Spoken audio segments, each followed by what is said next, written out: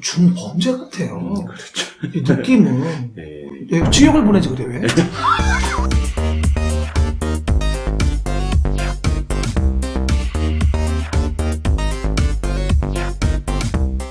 안녕하세요. 안녕하세요. 부동산 학교는 이종호 TV를 운영하고 있는 부동산 학교는 강의는 이종호입니다. 반갑습니다.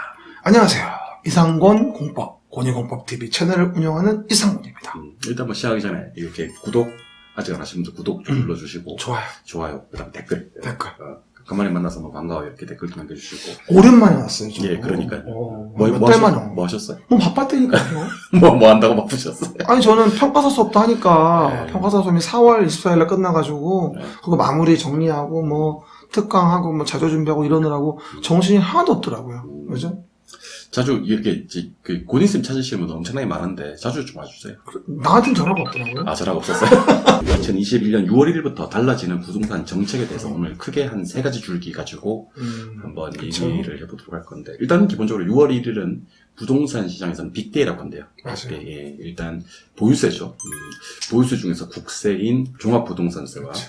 지방세인 재산세 과세 기준일이 6월 1일이니까 6월 1일 이전에 이제 집을 사셨어. 그러면 그의 재산세 종부세를 본인이 내는 거고요. 6월 1일 이후에 부동산을 파시면 파시는 분이 이제 부동산 종부세와 재산세를 부담해야 되는 빅데이, 재산세, 종부세, 과세를 납부하는 사람이 결정되는 날이 6월 1일이고요. 그 외에 특별히 이제 올해 6월 1일은 조금 특별히 의미가 있는 그런 한 해인 것 같아요, 그죠?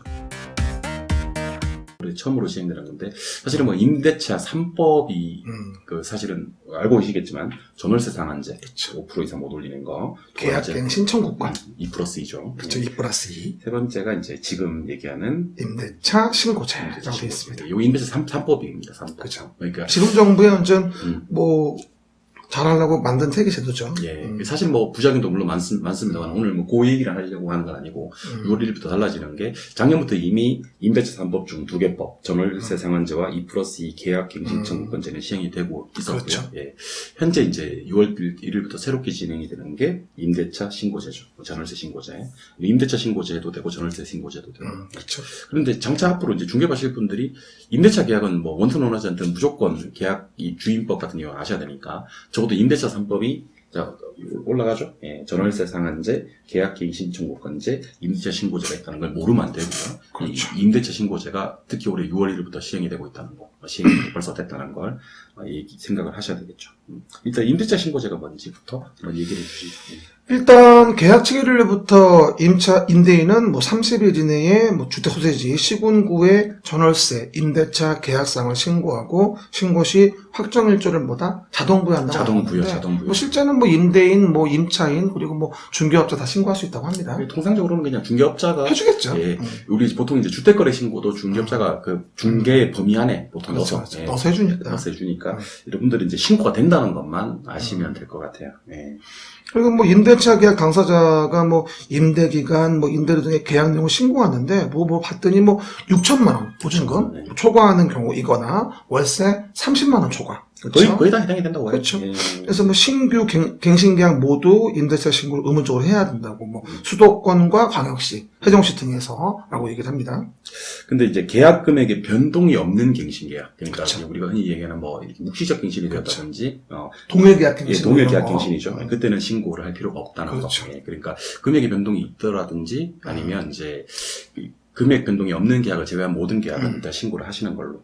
그렇게. 일단 요거는 이제 원래 이거 우리 사실 조삼모사일 수도 있고 이렇게 눈 가리고 암호하는 걸 수도 있는데 과세 자료를 활용하지 않을 테니까 신고를 해라 이렇게 의무적으로 얘기는 했습니다만은 활용하겠죠. 그건 뭐 누가 봐도 그거는 말이 안 되는 거거든요. 근데 이걸 안 한다고 정부는 말하고 있는데 그래서 그게 맞나 모르겠어요. 예. 내가 너무 영악한 건지 뭐 아니 누가 맞는지 모르겠어요. 이거는 뭐 이렇게 반드시 과세 자료를 활용을 할 겁니다. 이거는 제가 뭐 자신 있게 얘기를 드립니다만 반드시 과세 자료로 활용을 하는 정부가 안 좋아하겠네요. 예, 그러네요. 근데 뭐 의무니까 의무적으로 신고할 수 있다 아니고 신고해야 한다니까. 전국적으로 6월 1일부터 전월세 신고제가 시행이 된다는 거 중개업 앞으로 하실 분들은 참고를 하셔야 될 것 같습니다. 그래서 여러 가지 뭐 이런 것들이 신고돼서 소득세 잡히게 되면은 아무래도 5월달에 뭐 종부세나 이런 거 낼 때 합산되기 때문에 그래서 이런 것들을 지금 얼마 전에 보도된 걸 봤더니 그 일선 중개사무소에서 물어봤더니 이런 것 때문에 올라갈 세금을 감안해가지고 더 올려받는다. 뭐 이런 식의 반응을 시장에서 보인다고 해요. 조세는 전가될 거니까. 그쵸. 일단 뭐 임대차 3법의 마지막 퍼즐, 마지막 조각인 전월세 신고제가 드디어 6월 1일부터 그쵸. 시행이 됐다는 거. 요거 첫 번째로 우리가 말씀드리고요.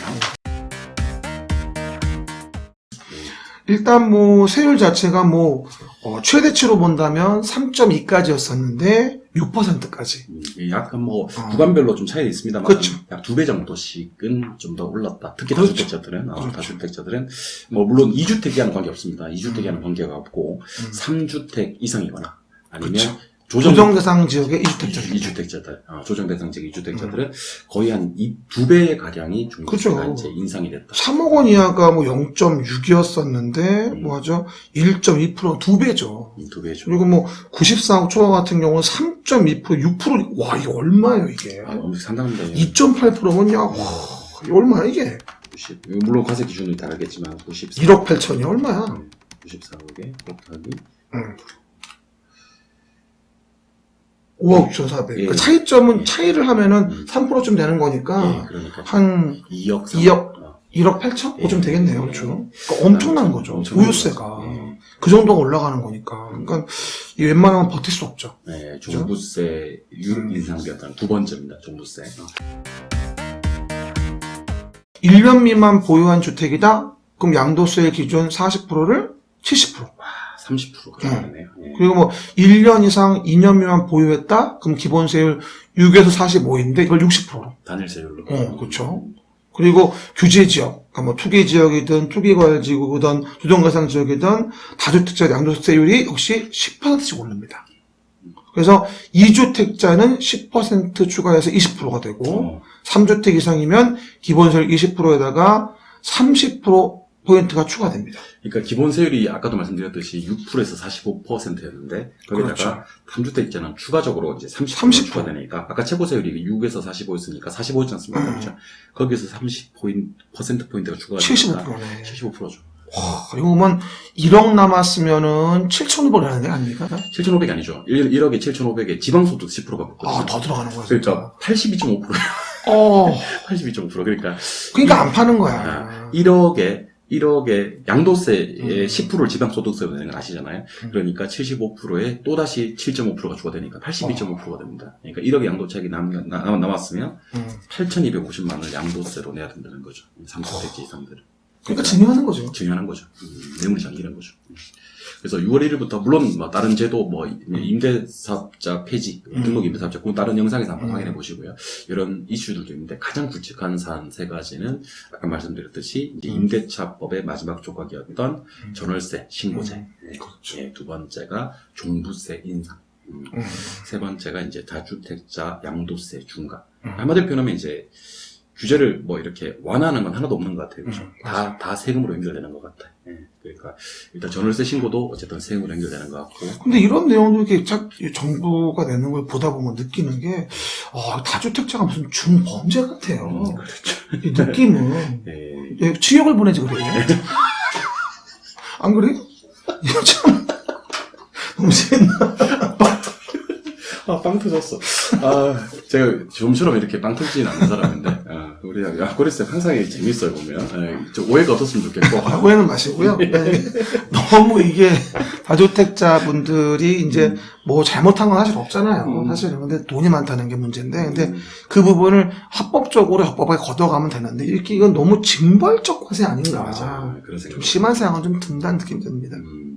어쨌든 이제 앞으로 중개업자들이 아셔야 될 것은 이제 의무적으로 전월세도 신고를 해야 된다는 거. 이미 이제 주택 거래는 계속 신고가 되었지 않습니까? 그렇죠. 계약 체결부터 30일 이내 신고가 되었었는데 이제 전월세도 그러니까 뭐 이제 모든 매매 계약뿐만 아니라 전월세 계약도 신고를 30일 이내에 신고를 해야 된다는 거. 그게 시군구. 예, 그게 주안점이 될 것 같고 두 번째는 이제 다주택자들이 아마도 버티기가 좀 힘들게 만드는 정책들이 아닌가. 종부세 인상, 양도세 인상, 종합부동산세 인상에 대한 인상과 부분. 양도세 인상입니다. 그렇죠. 그래서 아무래도 이제 우리 다른 영상에서도 했습니다만은 이런 과세들이 정부에서는 어쨌든 이렇게 매물이 나올 거다라고 생각하고 왜 자신있게 얘기를 하더라고요. 보니까 이제 6월 이전에 파실 기회를 드리겠다 이렇게 얘기를 한 건데 실제로 이제 우리 다른 영상에서 얘기를 했습니다만은 매물은 줄었지 않습니까? 그렇죠? 맞아요. 6% 이상, 강주 같은 경우 13%. 13.1%. 예, 매물이 감소하는 효과.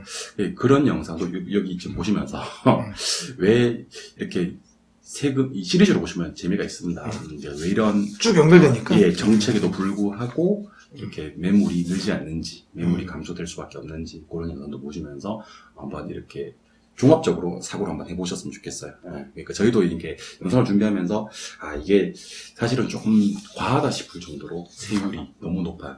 그래서 어떤 현상이 벌어지는지도 보는 것도 여러분들 앞으로 중개업을 하시거나 부동산에 관심 있는 분들은 아셔야 되니까 6월 1일부터 달라지는 근데 일단은 정책이었습니다. 이 양도세 같은 경우는 양도를 안 하면 그만이고, 그렇죠. 전월세 신고자 당장은 뭐 감안하지 않는다고 하니까 그렇다고 치는데, 종합부동산세 세율 인상은 다주택자는 정말 이건 많이 고민이 되겠어요. 많이 고민이 되고 그리고 특히 이제 종부세 같은 경우는 이게 제 느낌에는요 정책 당국에서도 갈피를 못 잡는 것 같아요. 맞아요. 어떨 때는 뭐 이렇게 얼마 금액을 갖다가 뭐 9억에서 12억 올리겠다.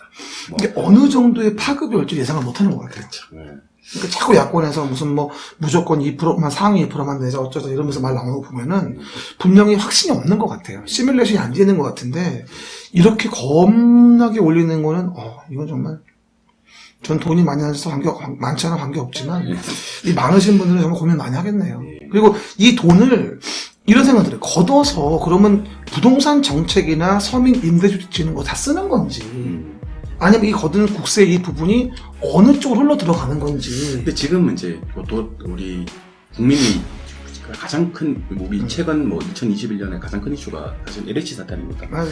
그러니까 우리는 이제 정상적으로 돈을 벌어서 우리 국민들은 세금을 내고 사실 유리지갑을 하셨습니다. 그렇죠. 예, 그러니까 소득 분할해서 이제 우리 세금도 내고 맞게 그렇게 했었는데 그들은 일부입니다만은 그들은 이제 본인들이 알고 있는 미리 입수한 정보, 내부 정보를 활용해가지고 사실은 돈을 벌고, 그다음에 세종시라든지 공무원들은 이사도 가지 않았는데 특공을 살지도 않는데 분양을 받아서 차익을 남기고 이런 사태 때문에 오히려 이 세금을 정상적으로 내는 사람들은 더 분노하는 게 아니라. 근데 이게 제가 볼 때는 좀 조심스럽지만 이 국민들이 문제가 아니라 관이 문제인 것 같아요. 아무리 봐도. 그러니까 그 부분들을 하고 거둔 돈을 어느 쪽에 쓰이는지를 명백하게 루트를 만들어서 정말 부동산 관련된 부분에 거둔 세금들은 부동산에 투자할 수 있도록 다시 투자가 될 수 있도록 이런 식의 조치가 돼야 되지 않을까라고 저는 생각이 듭니다. 맞습니다. 오늘이 사실 주말이거든요. 네, 주말에도 이렇게 나와서 우리 박PD랑 저랑 우리 이상문 쌤이랑 가족이랑 함께 시간을 갖지도 못하고 와서 촬영을 하고 있으니까 이런 이렇게 주말에도 촬영하고 있는 사람들한테 여러분들이 줄 수 있는 건 좋아요. 여러분들 좋아요를 먹고 사는, 여러분들 구독을 먹고 사는, 댓글을 먹고 사는 사람들이기 때문에 많이 댓글도 남겨주시고 그다음에 좋아요도 해주시고 구독도 해주시면 좋겠습니다. 아울러서 우리 이제 이상문 쌤이 그 유튜브 만드신 지 얼마 안 됐지 않습니까? 며칠 되셨어요? 한 일주일 되나요? 일주일 되셨어요. 지금 아직까지 구독자 수가 많이 없으니까 가족 4명 다 4인 가족은 4인 피라미드 형식이에요. 손잡고 와서 구독도 좀 남겨주시고 좋아요 댓글도 좀 남겨주시면 우리가 앞으로 좋은 영상도 정말 많이 각각의 채널에 올려드릴 테니까 이렇게 해주시면 좋겠습니다. 진짜 정말 큰 힘이 되니까 여러분들이 해줄 수 있는 건 구독분, 좋아요분이니까 이렇게 해주시면 좋겠습니다. 저희는 다음 영상에서 또 찾아뵙도록 하겠습니다. 다음 영상에서 봐요. 안녕. 감사합니다. 우리 땅땅 메가 학공은 앞으로도 계속됩니다. 공학이죠, 공학. 땅땅 메가 공학은 앞으로도 계속됩니다.